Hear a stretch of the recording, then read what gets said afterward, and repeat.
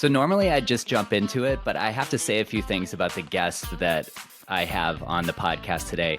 Conrad Anker is potentially the most accomplished climber that I've ever had on the podcast. He's summited Everest a few times, twice, found George Mallory's body along the way, did a 2011 ascent on a Jimmy Chin film expedition.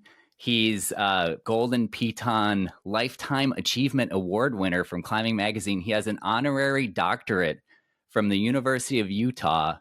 So, Conrad, how's it going? Things are well, Jay. Thanks for having me here, and welcome all listeners. I'm so happy that Ethan Edwards, a mutual friend, got us set up with this, and you're in Bozeman now. That's correct. I've been here since 2001. Am I catching you like between expeditions? Well, we're always in between expeditions, so to say. But at age 62, I'm not getting after it like I used to. So it's mostly just normal life and rock climbing and first ascent rock climbing. That's one thing that as we were texting, getting ready for this conversation, you just kept sending me pictures of rocks. And I was like, I thought he just walked up snowy hills. I thought that was his whole thing. Oh, no. Rock climbing. I'm just not that good at it. But yeah, the new route development and rock climbing, cragging, that's my happy place. Mostly nearby, near your home, or? Yeah, here in Southwest Montana, there's BLM land, Forest Service land, Park Service, and private land. So like many places in Intermountain West, there's cliffs to find and cliffs to climb. And yeah, it's a great climbing community here in Bozeman. I was told that there's no rock climbing in Montana. That's correct. What's the deal with that? Like, why has Montana sort of lagged behind other areas in terms of just our collective knowledge of the rock climbing in that area? Well, the mountains aren't as tall as they are in Colorado. There's the 14ers there, but we're further north. And Montana in Spanish is montaña, which means mountain. So they named it aptly. And but I think the first group of climbers that started developing routes in and around here, there was a strong ethos of no guidebooks and no talking about it. I mean, back then it used to be you'd send in a little note to one of the magazines that have the first ascents or like the newsy stuff at the beginning. And then the big thing was the American Alpine Journal. But so, yeah, there was always don't publicize it too much. But yeah, there's plenty of good rock around here. The same limestone that shows up in Utah pops up here and there. So if you understand the geology of the Intermountain West and the Rocky Mountains, then there are certain features that repeat themselves, whether they're in granite or they're limestone or volcanic rock. And you can find those places and go climbing. That's such a classic kind of bygone attitude, which is we're going to do it. We're not going to tell anybody about it, which by itself is fine. Like, cool, have a great day and enjoy yourself out there. But then when someone else does it and posts it on Mountain Project thinking that they did it first or that they had some new adventure, then you're not allowed to chime in and say, oh, no, I did it all. Like, I think you can't have it both ways. Yeah, I mean, when I was getting started in climbing in Salt Lake City, I went to school there. Yeah, there was a whole controversy with Battle of the Bulge getting the second ascent, put a lower belay in, gave it a new name, wrote it into the magazines, and it became a huge controversy and along those lines. And it's very much like to hide your rappel stations and to leave as little trace as possible. And I mean, you look at Indian Creek now and the patina's worn off, and you can see where there's a layback streak going up the side of a dihedral, stuff like that. And so with that in mind, this subsequent first ascent climbing in the desert Southwest on the sandstone, that we would find some bit of animal detritus, like a vertebrae or a rib bone, and then we'd set them in the crack. So whoever came up afterwards was like, okay, this is intentional respect. They didn't put bolts in. They walked off. And now unless it's a route you're creating for a sport route where you know the moves and things like that, it's like if it's a crack, I'm like, well, probably first known ascent, and especially with ice climbs, the same way. Oh, well, yeah, ice climbs are yeah, a whole different beast, right? We can talk more about that, but we've run into that a lot out here where it's like we'll go to a cliff and we'll be like, "Oh, we climbed this." It's very clearly a first ascent, like covered in like loose blocks that you literally have to trundle as you go past. Like there's no way. And then somebody says, "Oh, well, so and so did everything back in the day." So, and it's like my thing is like, okay, so the baby boomers destroyed the environment, are like bankrupting social security, and they took all the first ascents too. I'm not okay with that. No offense. Yeah, yeah. It's difficult to say when you come up on something and you're like, oh, this is going to be great, and I've had the same thing where I'm like, oh, look at that arête, and I hike miles and hours to get there, and yeah, someone's done the route, and I'm like, great, I'm going to climb it and check it out, and you're happy for it. But yeah, especially if you're traditional climbing, and if you're going with leaving as little ethos as possible, leave no trace ethos as much as possible, then those you can have a deja vu ascent of a climb. Yeah, totally. Like the deja vu point, right? Like, and like I'm okay finding a piton on a route. Like it's fine, like, but don't just tell me that because somebody could have back in the day they did. Yeah.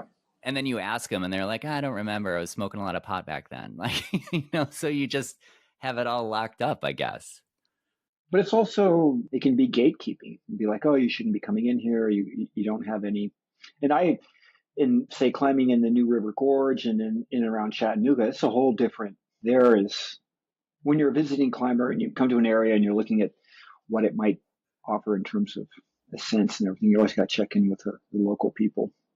Yeah, definitely. Do you feel like there's less gatekeeping now? Do you feel like 20 years ago, it was more isolated or tight-lipped? Do you feel like our Yeah, sharing of information is higher now? yeah. Social media is more. It's fluid. It's instantaneous, and you can be a social media hero, so to say, really quick. And back then, it was a different vibe in the '80s and '90s, and yeah, like you show up in Yosemite, and it's like I was a punk. And you had the pick of the litter in Yosemite, right?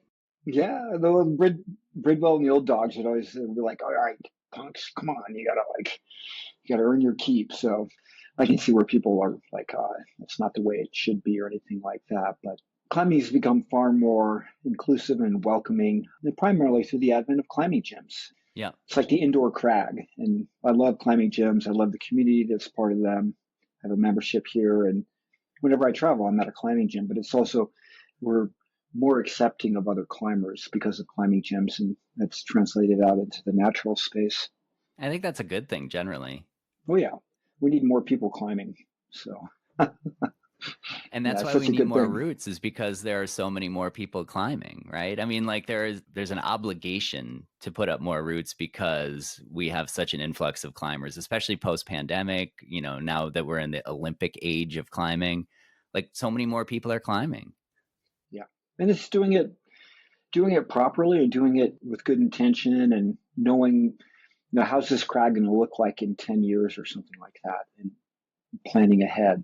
So yeah, there's places where climbers have opened up a crag and put a trail in there, and then the land managers come and other recreationists, that nature lovers, bird watchers, and yeah, they don't see the same thing that we do. We're like, look at that overhanging Wacos and half-inch bolts. We're stoked, and they're like, this is visual pollution, Yeah. and there's bird nests up there, and so we have to really learn to get along with our fellow the people that we share the outdoors with. You sent me a picture of what I think is that really famous 11D sport route in Zion. Yeah, Did you do the first ascent of that? yeah. Namaste Wow. and Wacos Rancheros in 91 or 92, bolted on lead. So On lead in Zion, on yeah, steep, like sandstone, thin Wacos. they're pretty big. You can get knee bars in them. You can sit in a few of them. But it was in this transition area where the Park Service hadn't really there wasn't the big Cosgrove and the General getting buzzes on top of El Cap hadn't happened yet, and we were still using power drills and something like that. The end product is better, but bolted them in '92, and yeah, they're like the best sport routes that I've had a chance to open up. I've never gotten a chance to climb either of them, but I mean, it's so striking. There was no question what that picture was. Like, I was like, wait, he did that one?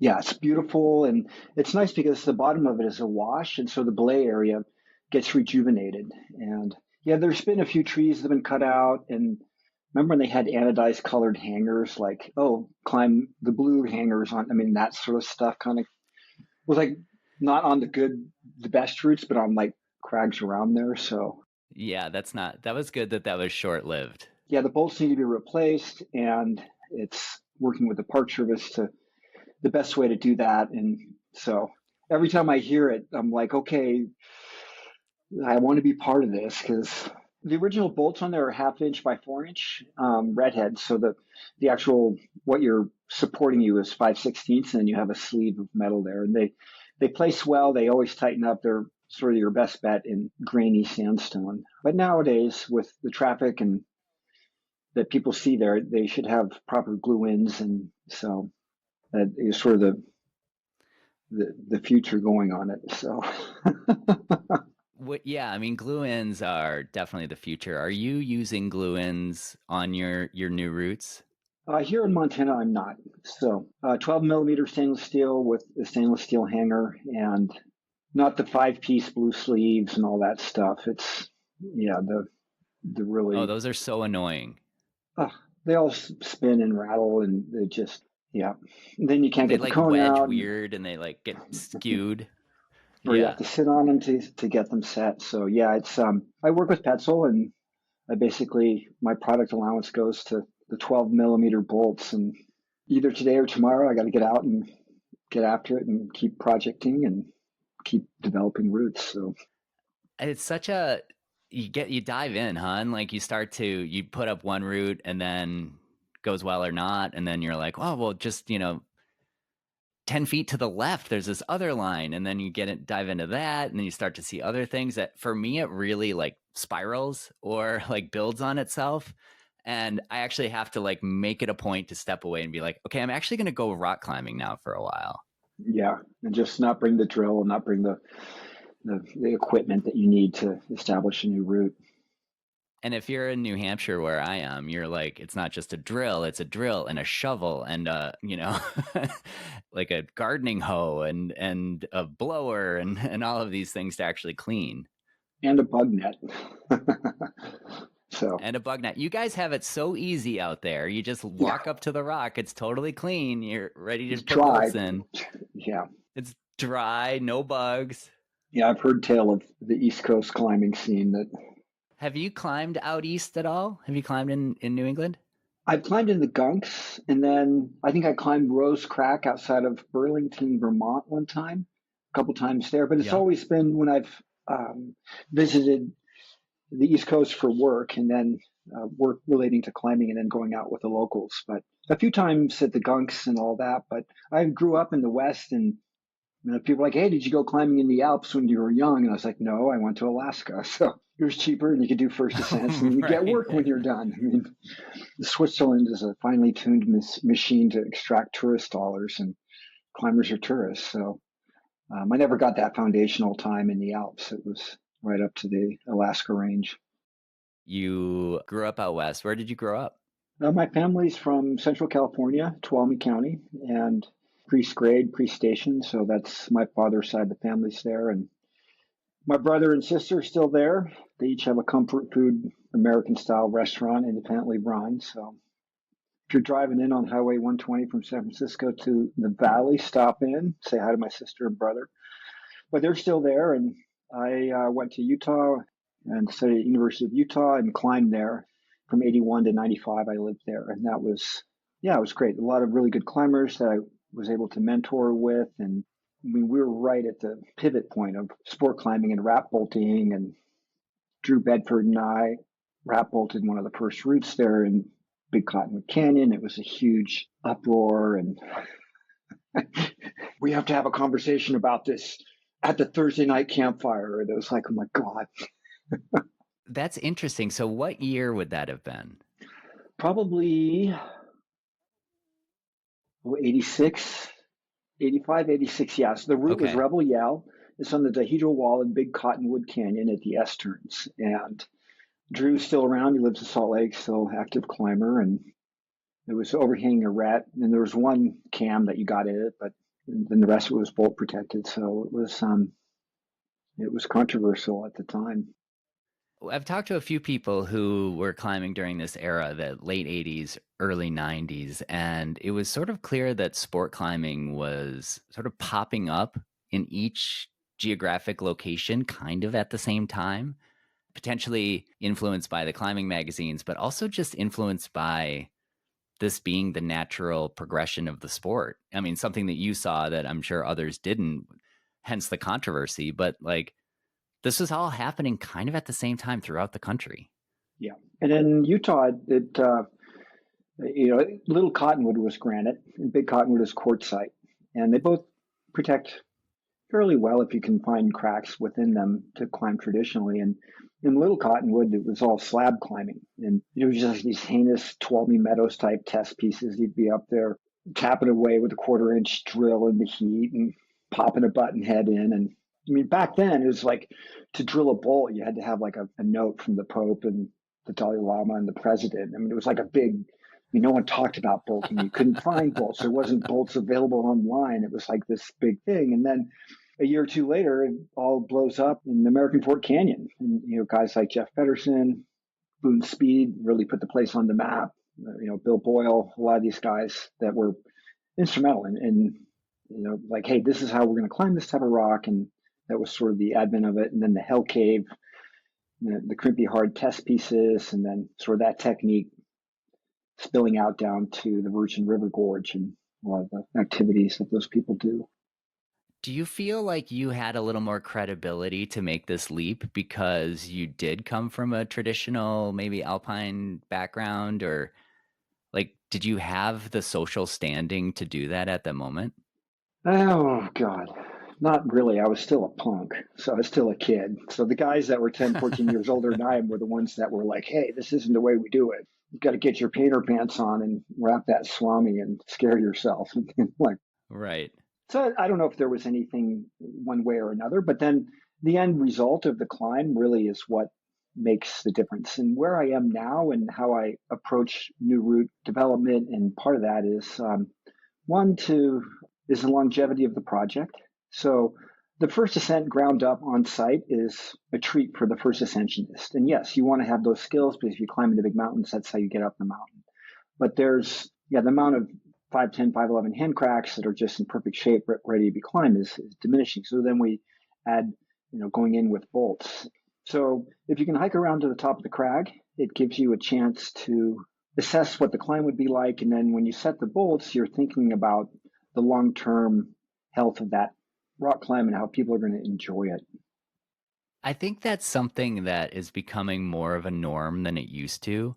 And just in my local area, I have Rumney to thank for that. And maybe this is me being somewhat myopic and a homer, but like I feel like Rumney was one of the first places that actually had well bolted, user friendly routes of every grade. I mean, there's a 515 and right above it is an amazing 5.3, both of which are bolted with the similar style. So this idea that, you're not just bolting for yourself, you're bolting for the subsequent people who will be climbing on it and enjoying it. I learned that at Rumney. And I went other places where I was like, oh, well, this is just a person who can lead 512 and doesn't mind soloing 5.8. Like, I mean, fine, but like most people aren't looking for that.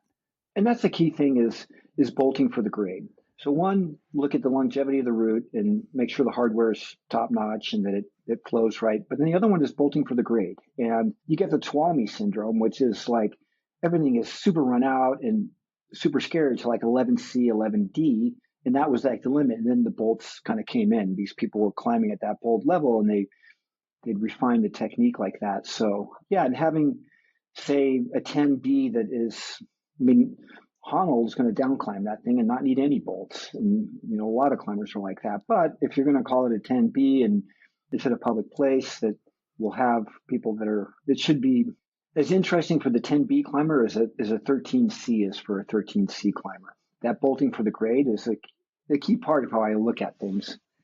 I mean, there's a 5.7 that I bolted at one of the crags we developed, and it's loved. I mean, like people love it. I pay attention, and it's kind of like embarrassing how much I watch the ticks on Mountain Project to see who's climbing it, but like people love it. And they're getting, it's maybe their first 5.7 lead, maybe it's just another pitch that they're doing during the day, but they're enjoying it and they're enjoying rock climbing. And like I could solo it and down solo it and solo it in roller skates if I had to, but like it's not what it's about.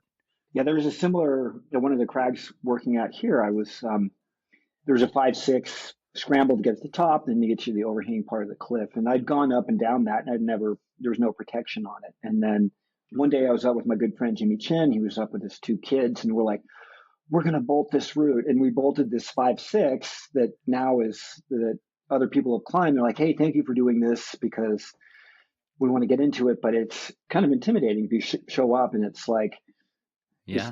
all the 5.8s are R's and X's, and then it's not until you get to 10s and 11s that they're bolt protected. And yeah, Marina and James were little kids at the time. They were totally psyched. I mean, kids just power drills and hammers, and it was just like we were like kids What's again. not to love? So, You should do an Academy Award winning IMAX film about that. yeah, Jimmy's gotten his kids up the Grand Teton, so being part of that and climbing with them. But yeah, it's thinking about what the grade entails and what that climb's going to be like. So it's really a key part to it. And I think that's an attitude that's gaining traction. It was an edge attitude 20 years ago, but I think people really get it now. And the rise of LCOs and this idea that when you're developing a route, the development doesn't end when you've clipped the chains, the development continues through stewardship, sustainability, political and social concerns, like development is a holistic activity rather than just a narcissistic, I'm just going to put in the bolts I need and then move on. Yeah, that's Andrew Whitmore, who's a proficient first ascensionist climber, but one of those you'd never hear of him. But he lives over in Idaho, lived here in Montana, and he and I started developing an area, and this is year 8 into it, and it's not on Mountain Project. It's going to be included in the upcoming guidebook in a year or two, but it's on the DL. But the trail and the belay platforms, the corners, the durable surfaces, making sure all the hardware is camoed, so it's as inobtrusive and a gentle touch on the landscape. But then also realizing that cragging has a pretty serious impact on the base around the rock. And that's exacerbated by having dogs there and people pitching out and barbecuing. I mean, we all do that stuff. But it's the impact of cragging is fairly significant, and finding ways that keep the slope from eroding is part of our job as first ascensionists. I mean, we don't all barbecue at the cliff. I can't for the life of me, Conrad. You've stood on the summit of Mount Everest. You've been on some of the craziest places on Earth, on some of the most amazing expeditions. I cannot picture you like lounging in a hammock, barbecuing at the cliff. I just can't. It's too anachronistic. I can't picture that. Yeah, it's either like no idle ropes, catch the last top rope lap on that. But the Gallatin Tower here in Gallatin Canyon off of Highway 191 in southwest Montana is a 3-pitch 5.7, 5.8 to the summit of it. Beautiful crack, hand crack all the way up. And at the top of it is one of those little mini kettle grills. And it's like there's charcoal and it's like a big thing. People haul up their libations and something to throw on the grill, and they have parties on top, and they slackline off of there. And isn't there a grill on a route in Zion? Desert Shield, does that have a grill at one of the belays? It That's might. just like fixed. It's like Maestry's compressor, only it's a grill hanging in Zion. That's a Drew Bedford route. So I'm gonna get Drew. He'll have to listen in on this. But yeah, that was a good route down in, and I don't know about that. That might have to go research that and see if it's up there. Yeah, well, okay, so I'm ready to go whenever you want. I definitely do the research for the podcast to go climb that route with you. Yeah, Zion there's so much good climbing there, and from 88 to 92, I worked there in the spring doing carpentry, and then would climb and had a great time with it. It was always good. I still get down there. Were you climbing with John Middendorf and those Yeah, guys when they were really pushing the envelope? Yeah, John was living in Flagstaff, and he would come up and would climb single pitch routes that we'd go out there and do. But yeah, in Zion, the first ascent of the streaked wall with Mug Stump, and that was in '91. We did that, and that was, I mean, God, we didn't wear helmets, and I was just thinking like the stuff we did. It was like 35 years or something ago, and it was quite a bit different. But yeah, Dave Jones, another prolific climber out of Arizona, he and we established the vigil on the Watchman, and we shot bottle rockets off the leg ledge because it was like a multi-day. We're new routing, and we're up there camping out, having a good time. And Dave's like, I got bottle rockets, and we shot them off, and everyone was down the Bit and Spur watching it, but the Park Service was there, and they were like, oh man, we got in trouble. And then this is like small world. Like I'm in Washington, D.C., advocating for the environment, doing the climate karma stuff that I do. And I walk into the office of Mike Lee or some elected official from Utah, and his chief of staff was the former Rangers there. And he's like, "Do you remember me?" And I'm like, I don't know. And he's like, "Yeah." And then he brought it all back, and it was like we had to do restitution. We got, they were like, it was a. Because I remember like the last moment, I'm like, do you think this is a good idea? I mean, there's grass down there. We could catch a fire on. And he's like, oh, they'll extinguish it before they Yeah, land. it's a very dry environment.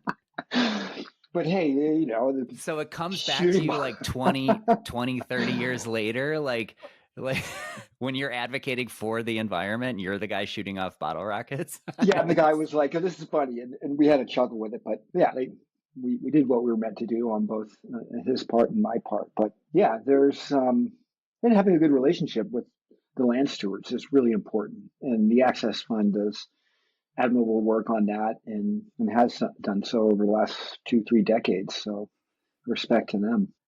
I feel like climbing's growing up. Like maybe I'm growing up through climbing and my peers and you and your peers are growing up through climbing because when I started in the 90s, I remember it being very much a counterculture thing and a bunch of dirt bags and a bunch of people who were ne'er-do-wells at the crag. But now you're at the crag, you're at the crag with the town's physician or an attorney or, a scientist. And like these are people who grew up with climbing and became professionals. Like you're advocating for, sustainable use in a mature way, having grown up kind of immaturely through climbing.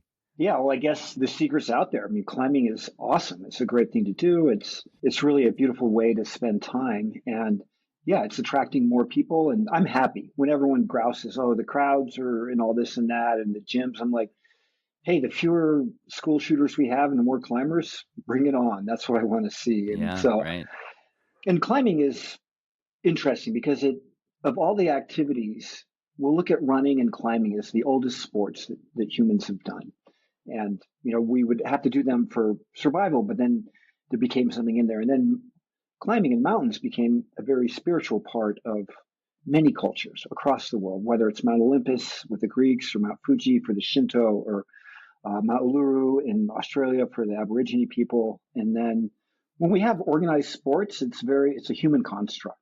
So we take the field, we put a field in there, so a football field or a soccer field or cricket field, baseball field, and then we put a ball in it, and then we put rules, and then we pit humans against humans. And the one team always loses, and yeah, sure, we celebrate competition and all that, but it's not like you and I, when we climb, our adversary is gravity. It's the rock, it's the environment, and we have the team. And Right. then to layer on top of that, as soon as we get 3 body lengths above the ground, our ancient brainstem goes into overdrive because self-preservation is first and foremost.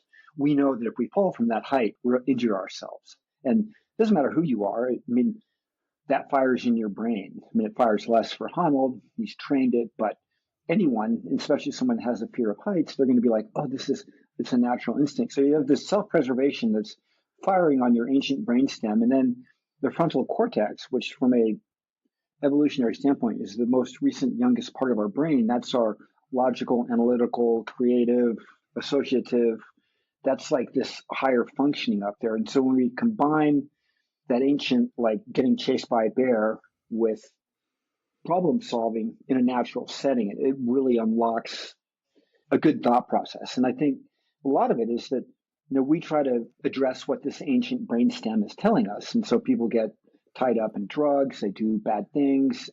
And social media gives you these little miniature dopamine hits that are, who knew that they were going to fire those same emotions in humans and the same responses. But when you have that combination of, like, I have to perform because there's risk at hand, and then using problem solving. So, and we're problem solving as climbers, whether it's, a sport climb, it's doing the moves, but when you're traditional climbing, it's like, I have to get this cam in, I have to build out a belay. Is this block loose? And so you're constantly looking at everything and making decisions on the fly. That to me is like the magic recipe. Yeah, it's under incredible time pressure too, right? So you're making these very important decisions under significant time pressure. Yeah. You don't want to blow it. Yeah, right. Have you applied what you've learned in this regard in climbing to other parts of your life? Have you found other parts of your life more achievable because of the skills that you've learned in climbing? No. Everyone's always like, oh man, you have all these great skills in climbing and you're going to be better. I'm like, I still suffer with Oh, taxes. come on. I Really? still got to go to the No? grocery store. I mean, not in, yeah, maybe yes, but it's not like this. I'm going to write a get a grip book, like business how to. When you climb, you unlock this, you have to make decisions. And yeah, I'm out there having fun. Like a heinous drive through the winter, like you're driving home through a snowstorm after having been skiing or whatever. Like, just applying that sort of can-do attitude that's like, I've been in harrowing situations before. I can handle this. I'm not going to let my anxiety run away with itself, the fear run away with itself. Like, nothing like that. That I think I had naturally because my parents and my grandparents had that. They didn't have everything that we have, and everything wasn't taken for granted. So there was always this pressure to, like, you have to do well, you have to be prepared, you have to show up on time. So those skills were there, and then I applied them in climbing, and they've become a little bit better. But yeah, I have a high suffer quotient. So I mean, I don't mind sitting and freezing all night and running out of food, and it's kind of fun. So there's if I go to the spa, I get bored. Do you find like the trip to Walmart being more challenging then? Because you've been in such high impact environments, high excitement environments, like you got to go to Walmart and get something, I don't know, like paper towels. Like, does like the mundanity, is that a word, of everyday life, like, is that harder? No, it's the same. And when I go to Walmart, it's sort of like, oh, here's the beta topo. Okay, And no. Also, no. All right, yeah, thanks. so it'd be like, I can go over to the produce, and I'll go to the milk, get the chips. There's whatever. You have a loop through that your grocery stores that you do. And those are kind of like, we remember routes and we do topos with them and all of that. On a Right. related note, what my ability in climbing is this memory of routes. Like, some people can sight read music and then play it immediately. They can listen to it and they don't have to have composed music and the score there. They can repeat it right away. And for myself, it's like, oh, I can give you a detailed beta for the great roof on the nose, or what side, face outwards in the glowering spot. 2/3 of the way up Namaste and Kolab Canyon, you can sit inside of it. So these sort of like memory things that come in there. And for me, as an individual, I'm a hyper situationally aware. So HSA it's not like an official in the psychiatric manual or anything like that, but it is more commonly known as ADHD. But I don't see it as a disorder or anything. But I knew it when I was a kid. My parents were like, he's crazy, less sugar, more time outdoors, we'll temper him down. They were like, no medication, zero. They were like, no, we're not, nothing. And then when I found climbing, I was like, oh, here's therapy. I come back and it's still working for me to this day.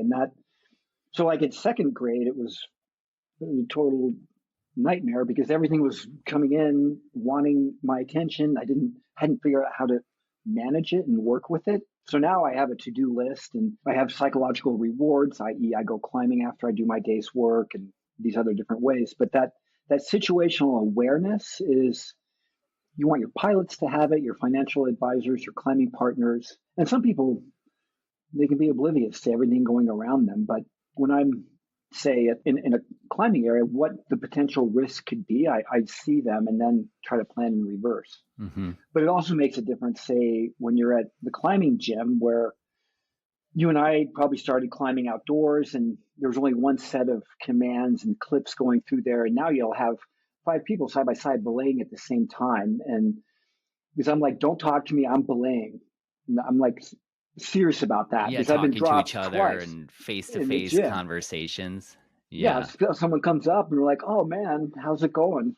And the next thing you know, you fall off a sloper and you get dropped. And so it's, yeah, those acoustical cues are a little more difficult in the climbing gym.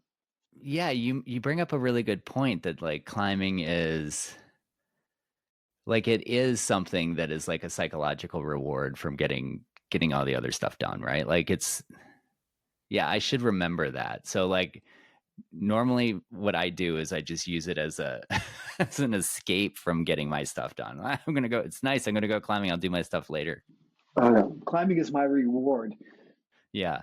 Yeah, in between work, I've got another Zoom call at 2:30. I'm gonna go camo some hangers, and then I'm like, whether I get out this evening, probably not because it's stormy, but between now and Friday, I got to get up and finish up a route, pull my route. And I leave to Nepal on Saturday for 2 weeks on assignment, and so, but I got to get this route finished so my rope doesn't get rained on for 2 weeks.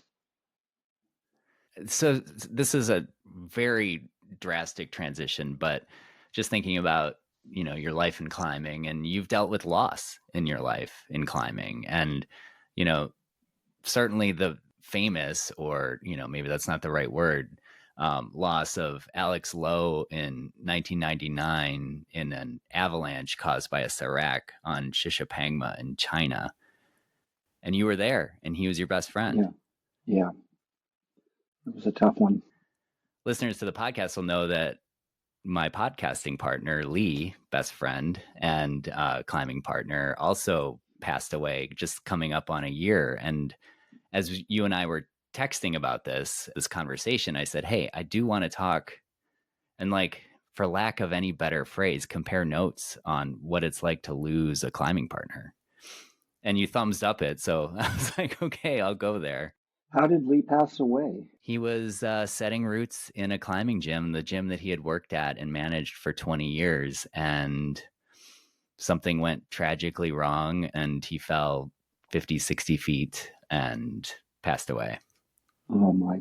Yeah. I mean, just a tragic, like, unbelievable thing. Like, I lost my dad about 2 years ago, and when I got the call from my aunt, I knew what that call was, right? Like, when you get a call from your family member and you have a family member who's sick, you know what that call is. And my dad had been sick for a while, but getting the call about Lee, I mean, I can't imagine a bigger shock. Well, I've certainly never experienced a bigger shock than that. And the entire climbing community in New Hampshire, of which he was a massive part of our climbing community, I mean, we're all grieving. I think we're still grieving on some level. He's left behind so many roots and so many memories and so much information on Mountain Project and elsewhere at this podcast, among others. And yeah, it's coming up on a year. And I thought when I got a chance to talk to you, I was like, I have to talk to you about Alex Lowe.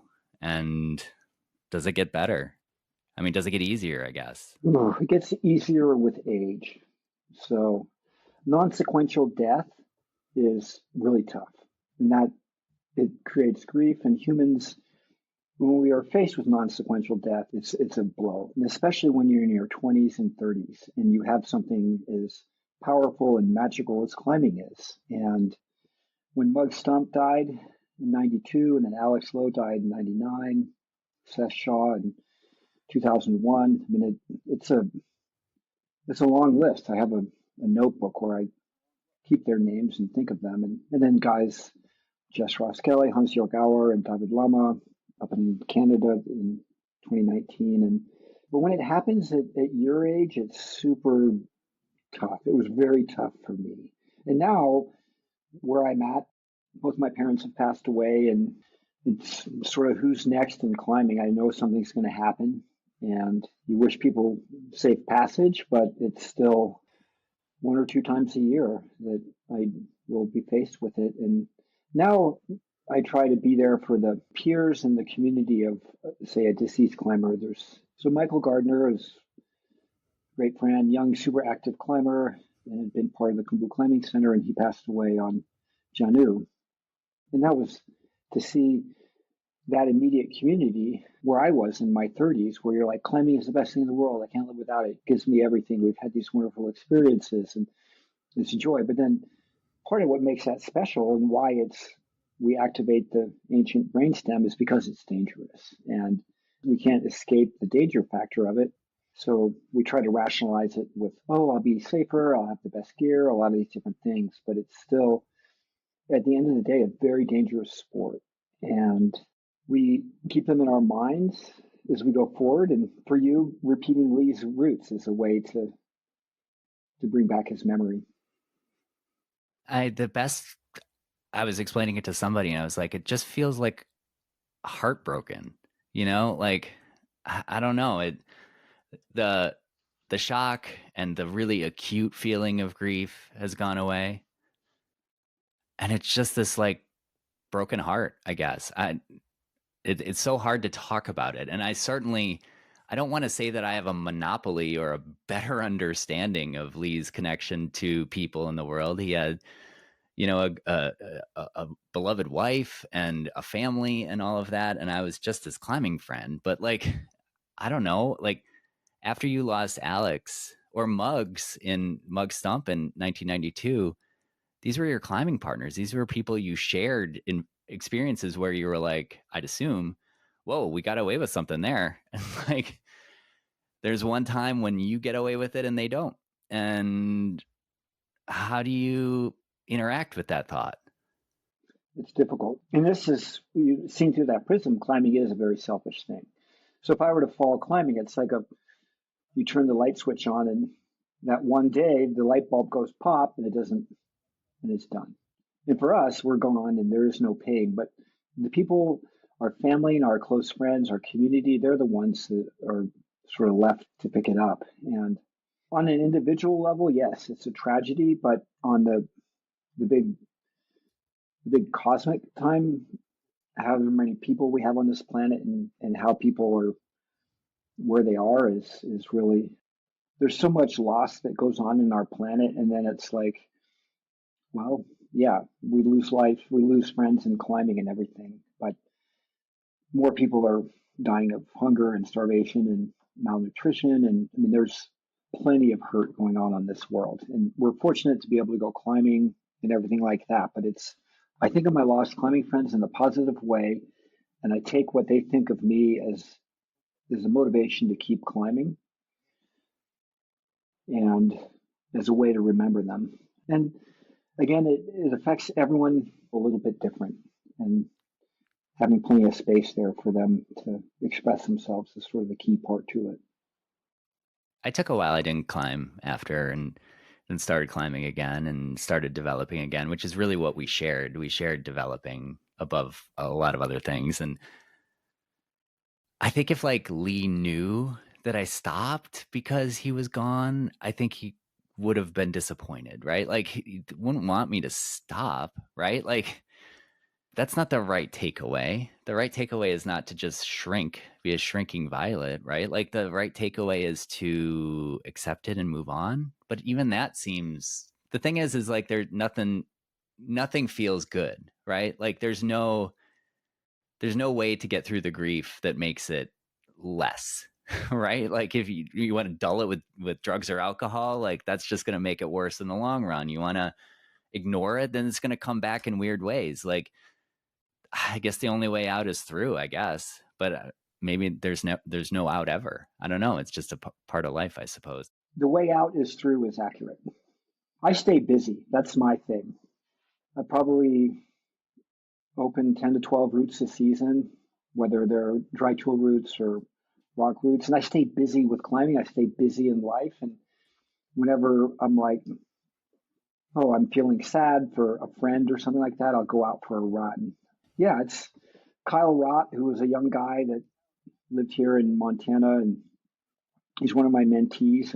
I'm an uncle to him, so to say, and he died ice climbing on November 25th, 23, and it was, for the youngsters that were there. And here's one of these guys that lives in this van or lives in this pickup truck and was from South Dakota. And then we have all these climbers out there that are the silent crushers that are advancing the grades and staying with it, and they're always climbing with it. And if there is a takeaway from our podcast and thinking about those that have lost their lives to gravity, that we remember them and we honor them, and by doing routes in their honor and naming them in their honor. I mean, there's the route for Travis Swanson, who's a fellow here in Montana that died climbing, and so we have a route named after him. So little things like that help out. Yeah, that's quite a tribute, isn't it? I mean, I think Lee would like that, having routes named after him. Now it would be a good tribute for him. Yeah, I don't want a route named after me, but yeah, the whole route naming thing is another aspect of our game.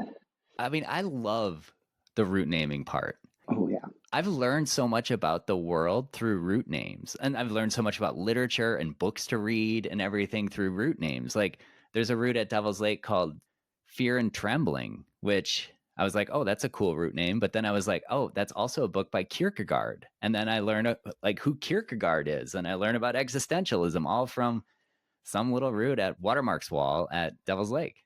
There's a serious, I forget most of the route names that I might have added up, but there's a serious component to it. And my sort of standard was, could I sit down at my Sunday evening meal with my grandmother, which was hats off and prayers and all that stuff, and tell her what I climbed that day. And so I've always wanted like continental drift on El Cap. It goes through the North American Wall, so it talks about plate tectonics there.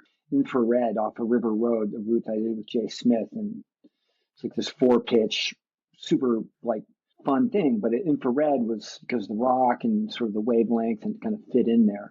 And the Huecos Rancheros, a play on huevos. So, holes, ranch holes or egg holes or whatever you want to call it. Those are different ways of looking at it. And then working with the AAC and the people at Mountain Project to go over route names and how to, I take a moment of pride of not having been on the list. What do you think about that? What do you think about the redacting? We should. Look at City of Rocks and there's, you're not going to walk up there with it. Yeah, a lot of those got redacted way before. Yeah, way before redacting was a thing. A lot of those, and like rightfully so, they were offensive. They were just and they're immature too, right? Like there's an immaturity to it. Yeah, there's immaturity to it, and there was one-upmanship, and it was again gatekeeping. It was another hinge on that gatekeeping gate that they were using to keep after it. But we're climbers, and we're smart people. We're intellectually engaged, and meth heads don't climb because your life is so fucked up. You've got to have your shit together to go climb. Yeah. Just to coil the rope and set the gear, know how to belay, all that stuff. It takes a high level of mental functioning, and we seek it out because it draws that out of us. And let's reflect it in route names. And whether they're scatological, misogynist, or racist, there's not a place for it. And that's being able to speak freely on your podcast about that is, for me, it's a good. And I name them like happiness or the things that like they're. We named one So Delightful because we bolted it in a snowstorm. It's like it's tongue in cheek. Yeah. That 5.7 that I referred to earlier that like people love and that it's climbed all the time. I named it something. Like as a who's on first sort of thing. Like, what did you climb? I climbed something, and it just happens to be right next to everything, the route. Oh, good. I'm pretty proud of those route names, actually. Yeah. Well, I'm going to go. What did I climb today? I climbed everything. Yeah, I'm going to go do something. Yeah. Just making it hard for climbers to communicate.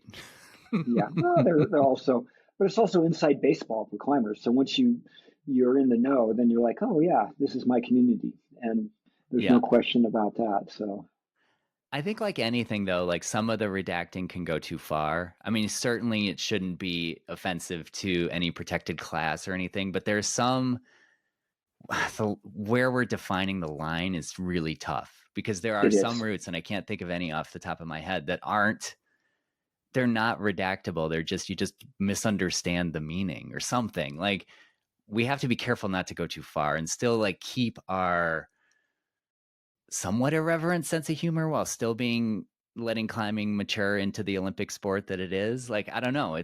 There's a line there. If there's pun and humor involved with it, then I think it's it's a very difficult line that it's subjective. So everyone has a different, people's opinions and morals are like toothbrushes. They have their own, and it's best not to share Yeah. sometimes. So, and everyone has these Yeah. different things. But if you look at Zodiac and Mescalito and Tangerine Trip, I mean, those were timestamps. And so I timestamp routes too. That Mm-hmm. there's a route in Indian Creek that goes all the way up to the rim I did with Scott Carson. We called it Free Berlin because it was that October, November when communism fell. And so that was like Berlin was free. There was something along that. And so I have another route up here and on the limestone in Montana that's called the Battle of Fallujah. And people were like, "Why'd you name it that route?" Well, this thing was going down, and it was not the best route, but it was fractured and required some input to get it done, so Yeah. to say. And the there's a timestamp on that. There was insurgency involved. Yeah, it was crazy times. And Yeah. And I like to think of a younger climber, next generation climber coming up to that and being like, why is it named that? I'm going to Google that and find out why it's named that. And then they learn about the historical moment that inspired the route.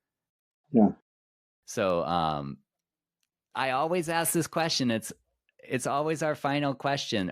Do you clip gates in or gates out? gates out. Gates out. I thought you'd say that. Why? Because the spine lays flush against your harness, and my thumb action goes in there, and it really just the way it is. So, yeah, I'm researching this. Honnold is the only guy I know that climbs gates in, and so maybe I should switch it. I'll climb harder, but maybe there are a few other people in my Well, now circle you that. know two people because I climb gates in too. Oh, Here's the thing for me with gates in. The first time I grabbed a carabiner, I grabbed it, opened the gate, and clipped it on my harness gates in. And I was like, that's the way. That's how I do it. And if I have a carabiner with gates out, to take it off my harness, I have to actually physically lower the carabiner, push it toward the ground, and then pull it back up. Think of all that energy that you're oh yeah. wasting over years and years. Oh, Yeah, I'm there's just yeah. lifting it up. You're pushing it down and then pulling it up. Oh, those efficiencies you learn those when you climb El Cap because you do 27 pitches, and by the end you're like, oh, I passed my HRA behind my back instead of over my Yeah, jungle mist in exactly. front of your harness, and little. Yeah, I'm going to revisit it. So for sure. So This might be the ticket for your speed record of the nose, next time no, you climb El Cap. no. At this point, it's all about enjoyment. So yeah, last decade it was 5'11" comfortably and 5'12" if I worked at it, and I think this decade I'm like 5'11", 5'10", but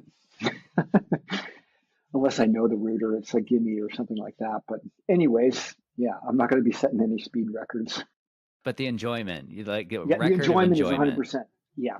The other fun thing I've enjoyed doing is developing new routes in the Khumbu in Nepal with the local climbers there. And it's been a great process. So I have teaching, this is it, bringing the hardware over. We have to consult with all the local shareholders, the monastery, the farmers, and some climbs are sacred. You don't want to go there, which is super nice and respectful. Other ones are like, yeah, you can go climb there. What kind of routes are these? Are these like crazy alpine routes, or are these actually like Sport climbs. sport The climbs? lower part of the Khumbu is Loico granite, and it's young in terms of geologic time, so it hasn't fractured and formed the cracks. Higher up elevation, say above 5,700 meters to 17 to 20,000 feet. The peaks have cracks that are like the bugaboos and stuff like that. But the lower stuff that's inside the gorges is the basalt is still solid, and then it cleaves off, and then you have these overhanging cliffs, and that's where the climbing is. So, and it doesn't lend itself to production traditionally climbing, so it works out with bolt protecting. But it's always good to we would check in with everyone, and a climber rolled into where I was staying in Fort Say at the Kumbu Climbing Center, and was like, "Hey, I want to borrow your drill and buy some bolts from you. I've got this cliff we want to bolt." And I'm like, "Well, where is it?" And we're like, "That's not okay to climb on that cliff. There's reverence within the valley for that." And then they understand that we have to approach it, because sometimes we think that the whole world is our oyster, so to say, and we can bolt and do whatever we want. But we have other people that we live within and people that we share this experience with, and we have to be mindful of that. That's a good thing. So Yeah, respectful of the local stakeholders, right? Like you don't want to just assume that's such an American thing, right? Like we just assume we can just grid bolt this cliff. Like it's yeah, yeah, it's and good look at to check on the religious significance. yeah, and you look at Great Horn Butte, otherwise Cave Bear or Devil's Tower, and so all three different names, two of the many indigenous names for it. And climbing is it's divisive, and there's different places like that. Mount Uluru, which formerly known as Ayers Rock in the center of Australia, is now forbidden for climbing because it's a sacred thing. Machu Picchu in outside of Pokhara is a sacred peak. No climbing on that. And then Mount Kailas, that mountain is the source of the Indus, the Ganga, and the Brahmaputra rivers. Sacred place for Hindu and Buddhist religions. And so, yeah, there's no climbing on that mountain. And I think having sacred places that we're not supposed to climb makes us appreciative and more understanding about other cultures. But then at the same time, when we do find a climb that we want to go do, that we're more mindful of it, and we realize how precious that climb is that we're going to be able to go do. And the act of our climbing is like a stone thrown into a pond, right? There are these concentric circles that radiate out from the decisions that we make. And I think it's important to be mindful of the way that climbing fits into the broader community. That's true in these far-flung places, but I think that's also true at a place like Rumney or, Sinks Canyon or whatever. Like we are a user group that is very focused, but there are other concerns here. And it's so easy to get tunnel vision and just because I'm a climber, I hang out with climbers, I talk to climbers, I'm interested in climbing. Like there's a whole world beyond that. There's a whole concentric circle expanding out from that we have to be aware of. Yeah, that's 100% of that. And it's interesting in the Kumbu, starting 20 years ago, establishing routes, and now the local stakeholders, whether it's Sagamartha National Park or the district community, each town, and they're like, these are great, and they see them as a tourism asset. The local population gets out and goes climbing on them. It's good training, and it's amazing to see how many people they're like, oh, I live in the mountains. The mountains are income, but they can also be a lot of fun. So there's changing it from this vocational view of climbing to an avocational thing. And when we see climbing as avocational, it's therapeutic. It helps us be better people. We're more balanced. I mean, I believe in that stuff. You go out, you go climbing, you get humbled. You come back and you're just like, oh, I didn't get my 12A again, or whatever your project might be. But, the other sports there might be, Well, you come climbing's back and been you a think, vocational thing for you, hasn't it? yeah, Climbing's been your job, your livelihood for a long time. And like, how's that work? For lack of a better question, how does that yeah. work? Well, one, there's the staycation, or not staycation, or workation. Staycation is when you stay at home and have a vacation. Workation is like your work and also Yeah. vacationing with it. But it's like I didn't know what I was going to do and for a job or anything, but timing was good, and it was beginning in '92 with the North Face and the development of the athlete team, and then I'm sort of working with that and establishing the program with the people there, and then yeah, helping elevate climbers throughout. So that I'm psyched for the next generation that they're doing well, and that Ed Viesters makes a living having climbed the 14 8,000 meter peaks, and that there's nothing to be that like, oh, it's not real or you're not doing it. I just happened to figure out a good mix between, well, basically quit guiding in 92. My mother's like, no more guiding. And at about the time I was starting to work more with the North Face, and I was like, oh, yeah, raincoat's intense. Come buy a raincoat in a tent. It's not like, hey, you didn't lace your boots up, or are you hydrated? Let Yeah. me coil the rope again. I got to fire up the stove. And I do like guiding. I get people out, but I shifted to the merchandise end of the product end of the outdoor business. And you've been very successful with the media in climbing. How did that start? I know I've got a lot of younger climbers listening to this, maybe wanting to make a name for themselves in climbing, maybe wanting to make climbing a career. It's different now, isn't it? It is. You can't just be good now. You have to be an influencer in order to make a name for yourself.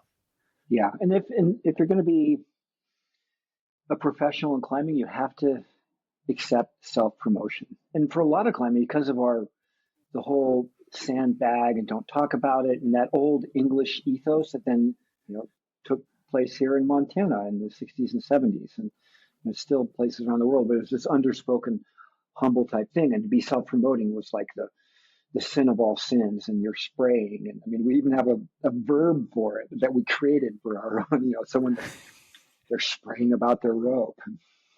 Which I think has reached like escape velocity out of climbing. I think it's being used elsewhere too. Like my mom uses it, like Yeah. when she's talking. But I also Yeah, think beta from climbing yeah, is beta now, too. Yeah, because that was Neil and those guys from Jack New England. Molesky. Yeah. It was Jack Molesky from the Gunks, like the Yeah. Betamax tapes. Yeah. Yeah. And so what's the beta?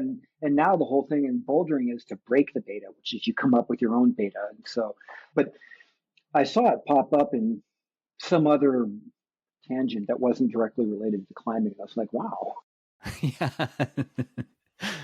So you got on the North Face team, and you were the head of the North Face athlete team for quite a while. And Yeah. did everything kind of stem from that professionally? Well, before that, I started working at Holubar. Roy Holubar was a 10th Mountain Division, and he started a sew your own kit and imported pitons. And they had Holubar shop. So there's a Holubar in Salt Lake City. I was working for Holubar, and then North Face bought Holubar, and then I became part of North Face in '83. And so I started out in retail, started a company, Cool, which is, we started out as Alfwear, but then sold my share to Kevin Boyle in 1988 to go climbing at the advice of my father. So he's like, do you want to run your clothing business or do you want to go climbing? And I'm like, he goes, I know the answer. You got to be in, because this is, I was under Muggs's wing. It was just it was 6 to 9 months a year climbing. I was loving it. I was a young man. So I chose that path. But it's also because we don't have, now with the Olympics, there's organized competition and everything like that. We didn't have competition. And what we do is experiential. So we go out and experience something, we experience friendship. And when you have an experiential experience, you have to share it. And you share it through stories, through the medium like we are right now, films, social media, things like that. If you're running 100 meters, then the clock is the arbitrator of what's real and what's not real. And so, but yeah, don't do what the young kid did skiing where he wanted to do the biggest jump and then, lost his life. He was a 20-year-old out of Colorado. It was in the news last month or so. And so sad for his parents, and that he felt that he had to like do something more daring and more audacious and things like that. Yeah, what's interesting now is that pro climbers start from the gym and competitive background, and then sort of with that as a foundation. I mean, you look at Emily Harrington and Alex Honnold, David Lama, they all were in competition climbing, and then they got into trad climbing. I mean, at the same time for Alex, but then into mountaineering and greater things with that. And there wasn't competition climbing when I started out. There was a climbing gym, but it's where you went because it was raining and you had no other choice. It wasn't like I'm going to the climbing gym to build power. I'm going there to build Yeah. endurance. And I go to the climbing gym now to hang out with the other silverbacks and chrome tops, and they're like, hey, 10B's kind of tough these days, that kind of stuff. So Yeah, right. That's no way that's 10B, that's 10C. yeah, exactly. Split splitting hairs. So just go back to the 10 plus minus 10. Yeah, right. Do you find yourself like, I've noticed this, like I'm 47 and I'm finding myself like the oldest person at the crag and like people asking me questions as if I know the answer. Like I was at Waimea at Rumney, which is where I've climbed at a lot. And like, I'm the one who's telling them the answers to questions. And like, I'm the old guy. And I'm not sure I feel that, right? Do you get that No, you're too? still Like, young. well, yeah, relative. Climbing here in Montana. Yeah, there's Martin Zabaleta, who's older than I am, and then Pat Callis, who's older than I am. And so they're both my mentors by experience and by age. And Pat, chemistry professor, and I mean, he climbed routes with Warren Harding, and we get out ice climbing and rock climbing every year. I did a new route with him. And Martin climbed Everest as a Basque Spanish team in the 80s, back when it was leather boots. And Oh, wow.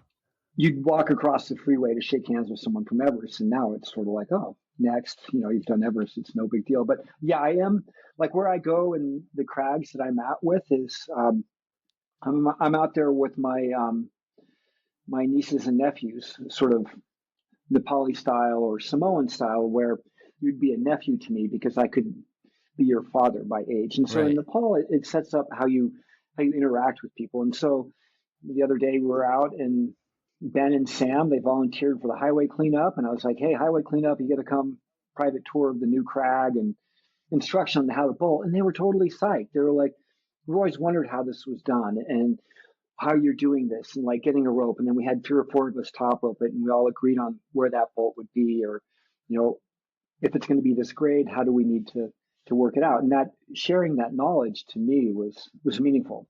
And the other thing about first ascent climbing is that it's a socially acceptable form of graffiti, and it's our stab at immortality. Like I've left this route, I'm going to die soon, but I don't know what kind of bolts you're putting in, but mine don't look like graffiti. not at all. But I mean, my stuff is super super camo. I'm Mr. Anker, Yeah. so No, I'm just. yeah, my But hardware right, is like being yeah, able they to know my leave our hardware. mark on the rock. But it's a a pass at immortality. Like if you're going to write a Yeah. great book or something, or you're going to be down for the you look at the like the Chenard Herbert route on Sentinel. It's still there will live on past them, and so in that sense. So What route of yours do you think is the one that you want people to remember? the Namaste Wall in South Fork of Taylor Canyon and the Collab. I mean that Chris Sharma said it was in the top 10 sport routes he's done in his life. Whether he's just being really friendly to me, I don't know. But it's funny, you go on Mountain Project and they're like, this would be 9+ in the red, and just you guys are overgraded and all this and that. I'm just like, I let it go, and Whatever. It's not what it's yeah, about. Yeah. yeah, they're but there's also like YouTube clips of people taking like whipping off the top of it because it's so hanging, like taking sport, like okay, I'm gonna let go and not clip the chains, and I'm like, I know what that hardware is, and it does have a finite lifespan, and Yeah, so right.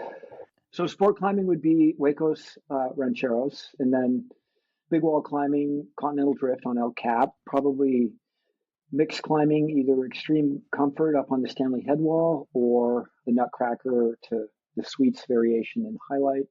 And then big mountain, either Meru or Latok 2, and then alpine climbing, the West Ridge, and some of the stuff I've done in the West Ridge of Vincent, some of the stuff I've done in Antarctica. But yeah, this is my mentor and good friend Jay Smith is someone who you should get on your podcast. But he was like, if you're going to go to the Himalayas or Patagonia, you got to do a first ascent. You can't just go there and do another route. So he was always like, he put that into me, like you've got to do it. And Well, that list of routes is an incredible lifetime achievement in the mountains among our rocks. That's just such an inspiring list. And those are the best. You didn't mention the second best and third best. So this was just such an honor, Conrad, to connect with you. Thank you so much for coming on the podcast.